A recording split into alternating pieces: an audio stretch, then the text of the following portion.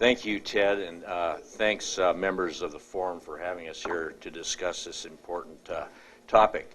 Let me take a minute before we get started on the measure and dispel a couple of myths about the criminal justice system and the prison system in Oregon.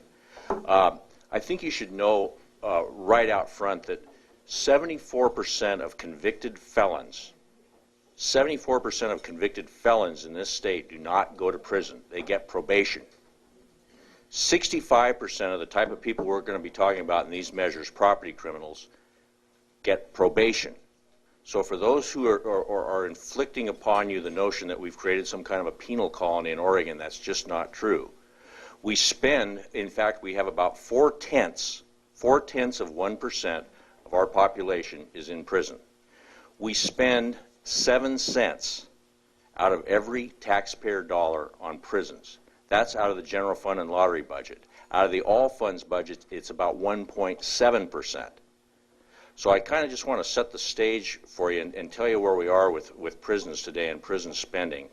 And we passed Measure 11, I say we, the voters of Oregon, back in 1994, that addresses first and second degree violent crimes.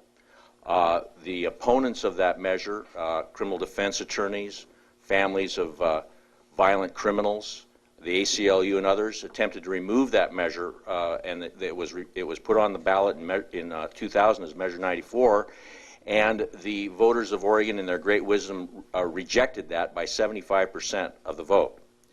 So 149,000 of your fellow Oregonians signed petitions to place Measure 61 on the ballot. Now, what does Measure 61 do? Measure 61 creates mandatory minimum prison sentences for property criminals.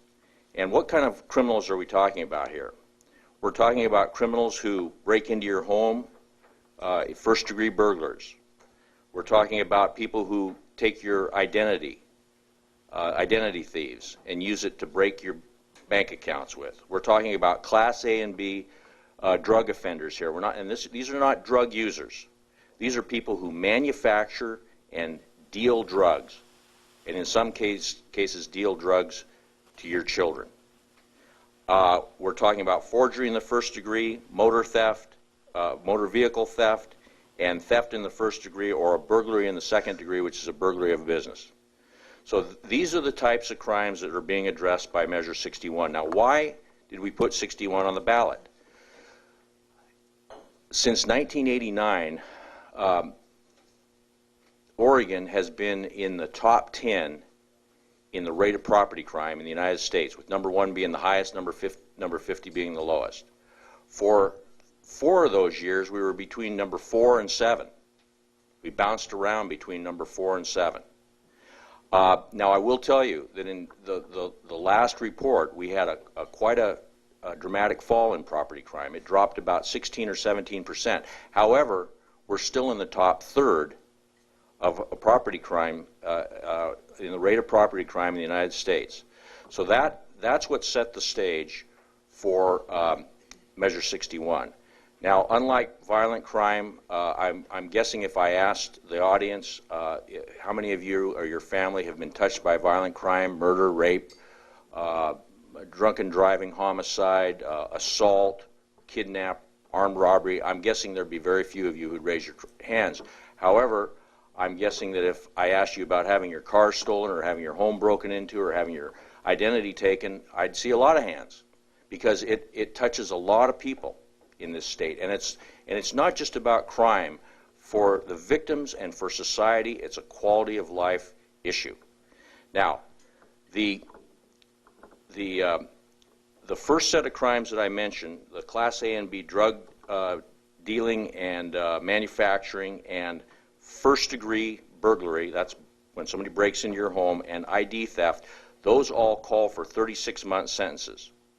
And that includes people who have a first conviction. Now, I hear this thrown out a lot about the so-called first-time offenders. These are first-time conviction. Most of these people have a string of offenses before they're convicted the first time.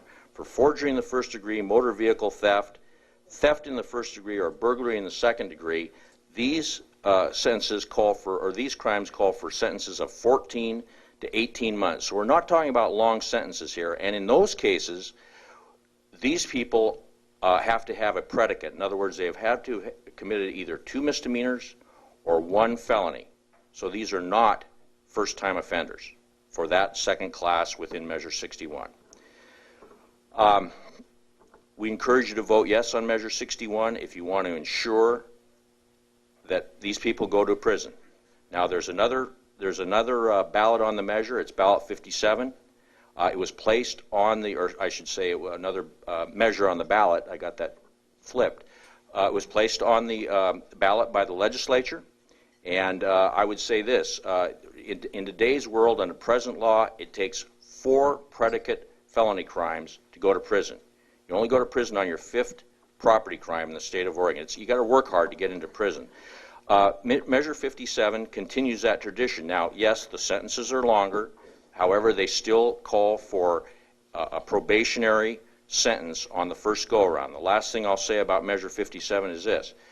They appear to be getting tough on drug crimes, but it's only for people who are dealing in or trafficking 100 to 500 grams.